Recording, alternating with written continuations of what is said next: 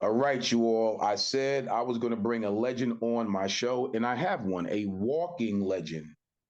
Tamecka Dixon is not only the epitome of what work ethic is all about, but her star power is not only just on the court, it was off the court as well, and it currently still is. So you're talking about WNBA superstar, two-time world champion, three-time WNBA All-Star. She played for the Los Angeles Sparks. She played for the Houston Comet, the Indiana Fever. She played her college ball at Kansas. We'll talk about that since I went to West Virginia. And she's also a living legend in high school. They retired her jersey, number 33. I have none other than Tamecka Dixon on my show. What's up, Meek? How are you? How are you? I'm blessed. I'm blessed. I know that was a mouthful, right? Yes, it But was. your accolades, I mean, and that's just scratching the surface. Yeah, I mean, blessed, extremely blessed. That's I all I can gotta, say about I, that. I want to go back. First off, when was your first recollection of the love for the sport of basketball? Uh, my first recollection of the love for the game was just being around my father. Um, my father, Russell Boo Bowers, is a pretty good basketball player in his own right. Um, and my parents had me young. They had me at the age of 17. So when my father got the full scholarship to attend American University, he would come home in the summers to work out. And I can remember I have vivid memories of running around the gym with him at like 3, 4 years old. So I kind of think that the love for the game developed and was cultivated then. Wow. Um, and then just kind of growing up and him being, me idolizing him and him with the ball in his hand all the time. I wanted to do everything to try I'm like, how can I be like this guy? you Right. know Right, right, But right. it was definitely organically organically nurtured. Wow, wow. And the funny thing is, so, okay, crazy question. High school, Yes. Westfield, Linden. Uh-huh. So, Linden. Right. What made you decide on Linden? So my father moved to Linden. It was simple as that. I attended elementary school and middle school in Westfield, and my father moved to Linden. And obviously, the year before, I mean, my freshman year in high school at Westfield, we had a pretty decent year. Um, Right. but the coach there at the time straight up told me, like, you probably better than everybody I have on my team, but I got to play the seniors. Uh, Got you. and so my father was like livid, like hot. Right. So when he moved to Linden, it was no talking or no communication at all with any coaches in Westfield. He was like, "You going to Linden, and when you come back to Westfield, you're going to destroy him." Absolutely. And So look, that's all with the Linden, and the rest is history. I was going to say, and we know, yeah, we know how that went. Yeah, yeah, yeah, yep, definitely. Now, you know, I played my college ball football at West Virginia, so I got to ask this. I know you became a Jayhawk, you went to Kansas. Right. The WV, I already know you was recruited by everybody. Mhm. So did you even think about WVU? I'm just curious. I did. They weren't on my radar really, but I do remember getting college letters from them. Right. They were recruiting me. Um, but not really, have I think it was just the fact that, I didn't really have any correspondence with the assistants at the time. Got Um, you. but I was recruited by over 300 schools. Listen, you already know I know. And I had to ask that question because for my Mountaineer faithful, Yes. I always got to ask that question simply because you would have looked really good in blue and gold, though, me. Well, hey, don't tell my crimson and blue Jayhawks No, no, that. I know, right? Let me stop before I get us both in trouble. Yes, yes, yes. So, what a tremendous college career. Obviously, high school career, but college career. I remember, you have no idea, just being proud. I think whenever you're a student athlete from the state of New Jersey, no matter what college you go to, you are proud to watch anybody from your state just hold it down. Yeah. So I'm gonna tell you something. You probably didn't even notice when just watching you. After I got out of college, I was playing pro ball, football, and I would brag like you were my little sister. Like, yeah, you know how that go. I And you think know, that's jokes a like Jersey thing. I think that's a Jersey thing. We have a deep respect for what comes out of our state. So absolutely. I do the same thing. I'm the same way today. Like if they're a Jersey kid, I'm riding with them to You the got to. wall. You got to. Then you get that whole thing about, oh hush, you don't even really know her. Yeah. And then I gotta tweak it because I'm from Jersey City. I gotta tweak it. Well, my wife do. Yeah. You know what I mean? So I want to ask you this because I think a lot of young people don't understand the transition. And I started off by talking about your work ethic. Could you please kind of dive into that a little bit? What does it take to get to the levels that you've reached? Obviously, being a tremendous student athlete at Kansas, being drafted in the WNBA, and obviously having a marvelous career. I'm gonna come back to that, but I want to get these young people who watch my show to really understand what it takes to get to those levels. Mhm. Um, I think today's child kind of wants the cheat code Right. um to success. They always ask me like, what did it take to get in? They want me to say I don't have like this crazy answer for it. It's easy. It's simple. It's hard work. You know what I mean? The person that does that, the person that is going to put that time in to get where they want to get is the person that's going to always succeed. Mm. You don't want to do it and that person is doing it, they're going to always have a leg up. So you have to put yourself in a situation to always make sure that you're working as hard as you can to accomplish a goal. You don't do that, somebody else is willing to do that. Wow. Crazy as that is, because that is such a dope answer because it's the truth. Mhm. Hard work beats all. I don't care. I don't care how talented you think you are. If you're not being diligent and self-disciplined to do the work, it's not going to matter. Right. Now, I remember when you first came to WNBA, was it a stark difference between playing in college and then obviously stepping up a level, going to the pros? What were some of the things that you had to adjust to? Um, I just think probably the physicality of the game and just the experience. Um, I think every level that you jump, there's a learning curve. You know, Right, from high school to college, there's a learning curve. You're not just gonna walk in there and think that you're gonna do.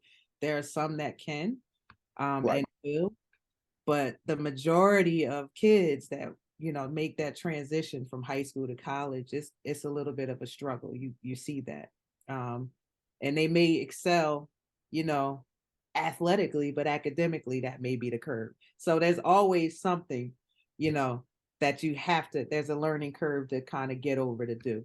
It was the same thing from college to the pros. For me, it was just the experience that all these women had because we were like true collegiate athletes moving into the professional realm and competing against women who had been playing professionally for 10, 11 years overseas and mm, coming back and wanting to represent, and play in front of their family and friends and finally having that opportunity to do so in the WNBA. So it was, it was a learning curve in that. These girls were seasoned, were experienced, and there were some things that I needed to learn to get on that level, and be able to like play with them. Um, right. and then there's also, the wow factor. A lot of the women that like I watched, when I had an opportunity to watch, um, came back and played in the WNBA. And so for me, it was a wow factor that, oh my goodness, like I've watched. Cheryl, and I've watched Lisa, and I've watched Dawn, and these players that I've watched and grew up and idolized, and now I'm playing beside them. So for me, it Right. was a tremendous honor. It's a tremendous, yeah, yeah. Especially being a world champion, two-time world champion. Yeah, yeah. What was it like to win your first one? First one was was crazy, but so fulfilling because I remember. So if anybody goes back to that, that era, the Houston Comets had won the first four. That's You know, right. so they had created this little dynasty, and everybody was trying to knock them off that pedestal that they were on. Um, we won the next two, but it was so fulfilling to be able to get, like, we had the year before we had competed with Houston, and we drug that last series out with them. They beat us, by one game, to move to the next season, series, to move to the championship game. And it was a knockdown, drag out fight. So I remember that year before, and just the defeat of sitting in that locker room, and just they had won, and but the next year, but that feeling kind of catapulted us into the next season. The next year, we all kind of made this pact in the locker room that year, and was like, yo, wherever everybody go, I don't care what y'all doing, everybody got to get better, because we got to come back together, and we got to beat Houston. It was like, we got to beat Houston. And from day one, when everybody touched back down into LA, that was the plan, that was the goal. And every day we just chipped at that goal. And when we got there, I mean, we not only beat them, but we made a real statement in doing so. So it Look, was so fulfilling. So fulfilling. I remember. Yeah. So winning that first one and then come back to win a second one, which one was sweeter? I you know I guess if I have to choose, the second one, because when you come back that second time, the target is already on your back. Right. So to be able to, like, the fortitude, the mental fortitude that it took for us to get through that season, and still compete at the highest level, knowing that the target is on your back, and you're getting everybody's best effort night in and night out, and still go ahead and win that chip again. That was pretty cool to be a part of. Transitioning from playing pro ball to then being the businesswoman that you are. And that's another thing. I don't think, again, I admire that so much about you. First off, your humility. I have a, it's just my mother raised me different. You know what I mean? Yeah. I'm the youngest of seven. So I guess in my mentality, it's really all about the give back, right? God blessed you, bless us to be in a position where you can do the things that you want to do in your life. So what's the give back? Right. And with you, you've always been the same. Every time I've seen you, you've always been gracious and humble. And my wife always tells me that, like, that's always been Meek. Like, she is so down to earth, just a real humble spirit. Mhm. So if you don't mind, I Yes. need you to share a little bit. Where does that part of Tamecka Dixon comes from? Where does that come from? I just, I grew up in a family that that is always, we always give, like, we're a close knit, supportive family. Um, that uh I was always taught to give back early, um, extend a hand early. And I think that came from my grandparents, and just kind of came, went down the line. But I'll never forget um, my first season in the WNBA. And my mom had came out to LA, and she was like, she came out to visit or whatever. It's the first game of the season. And um, it was chaos. It was like mayhem at the Forum. Mm. And after the game, you got all the players who was just trying to sneak out the back door. And Right, my right. mom is out there organizing all the kids, like lining the kids up. And she's like, Tameka's gonna sign every autograph. Don't worry, just wait here. But that's what I come from. Right. Um, so it's a blessing, I feel, to be put in a position that I'm put in. And it's a blessing that if you don't cultivate that blessing could be taken away instantly. Yeah. Yeah. So I always make sure, I mean, my thank you to everybody who's ever said, anything, about my game, good and bad, is I can spend a few seconds with you. I could smile for every picture. I could sign every autograph because it's a blessing to be in that position. Like I am extremely blessed, and my way of giving back is just that's my way of saying thank you. You know. Wow. Me, see, that's what I'm talking about. That in itself is a blessing to have that type of perspective on it. Mhm. 'Cause a lot of people don't. Yeah, I know. That's the reason why I do this format in this platform, because I bring people on that I think and I know can inspire positive change in the life of others, no matter what your background, because we all have a story. Right. You know what I mean? And the give back is for real. Like, so I've gotten it from my mom, somewhat from my dad, which filtered through my grandparents, similar to you. Hmm. The interesting thing is when you go the route that you went and all the successes, sometimes people, that head can get big now. You know what I mean? So Yes. what I know your foundation kept you grounded. Hmm. And then have you seen some experiences, through your careers? I know I did with some of my former teammates where I'm looking like, dude, you charging for kid for an autograph. Like, stop it. So, you know what I mean? It's one of them things where your transition back into society wasn't hard because you was always doing those things. Can you speak to, because I know I got a lot of young people who watch relatively sports. And when they see former professional athletes like yourself on, the first question they ask, well, how difficult is that? And if I make it, I want to be the same. But if you don't have that foundation, it's kind of hard to be that. You can't speak to it if you don't come from it. Right. What advice would you give some of the younger superstar athletes that's following, the path? Hmm. Do you have any advice for them about how you should be as far as being humble? Hmm. Um, I would say just surround yourself with people who are truth tellers. You Hmm. know, if you got truth tellers in your corner, when you act crazy, you got people that are gonna really tell you the truth. Like, yo, you got to get it together. You know, that was always my circle.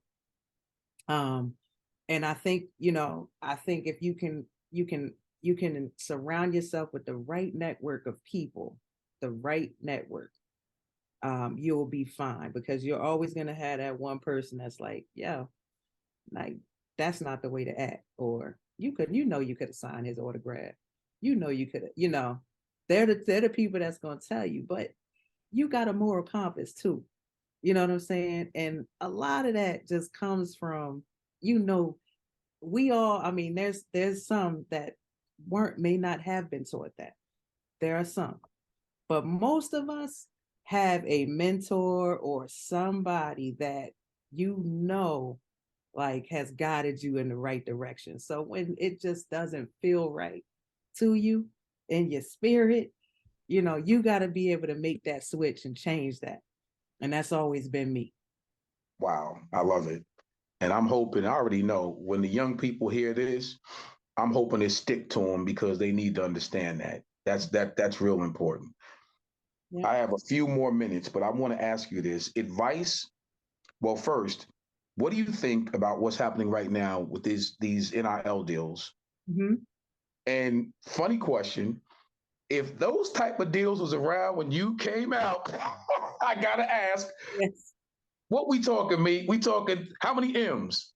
Oh my goodness. I'm hating right now. I am hating that because let me tell you, I mean, the money that these kids are getting and making right now, it's crazy. Yeah. I just went back to Kansas about a month ago. We celebrated My coach that was there when I was there, Marion Washington, we celebrated her.